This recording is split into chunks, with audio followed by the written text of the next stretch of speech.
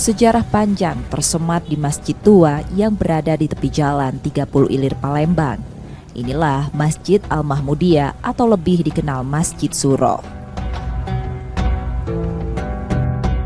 Masjid ini dibangun Kiai Haji Abdul Rahman Delamat di atas tanah wakaf milik Ki Agus Haji Khotib Mahmud pada tahun 1892 yang kemudian dinamai sesuai nama pewakaf tanah. Awal masjid didirikan, masyarakat ramai berdatangan selain sholat 5 waktu sekaligus menimba ilmu agama Islam pada Kiai Delamat yang dikenal penentang pada kolonial Belanda waktu itu. Inilah yang menyebabkan kekhawatiran pemerintah Belanda hingga melarang aktivitas ibadah di masjid selama 36 tahun atau sampai 1928. Kini masjid yang berusia 135 tahun masih kokoh berdiri yang arsitekturnya bernuansa Melayu. Seperti pada masjid lain, di dalam terdapat 12 tiang penyangga dengan 4 tiang utama sebagai perlambang Sokoguru. Sejumlah bagian masjid yang masih terjaga keasliannya seperti mihrab dan mimbar berhias ukiran khas Palembang.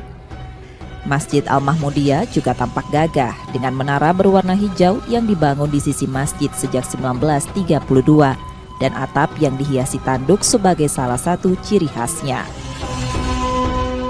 Masjid Al-Mahmudiyah ini atau dikenal dengan Masjid Suro itu didirikan oleh dua orang ulama, yaitu Kiai Haji Abdul Rahman Delamat dan Kiai Haji Khotib Mahmud. Jadi tanah ini, yang punya tanah ini Kiai Haji Khotib Mahmud. Di atas tanah seluas 17 kali 17 meter. Itu dibangun pertama kalinya pada tahun 1311 Hijriah. Jadi lebih kurang masjid ini sudah 135 tahun. Pada waktu 1310 itu masjid ini baru dibangun saja. Pada waktu mau diisi dengan sholat Jumat itu dilarang oleh pemerintah Belanda. Barulah 35 tahun kemudian, kira-kira 1340-an Hijriah, itu baru dibolehkan untuk didirikan sholat Jumat. Nah, pada saat itulah masjid itu setelah 35 tahun baru masjid ini mulai dibangun.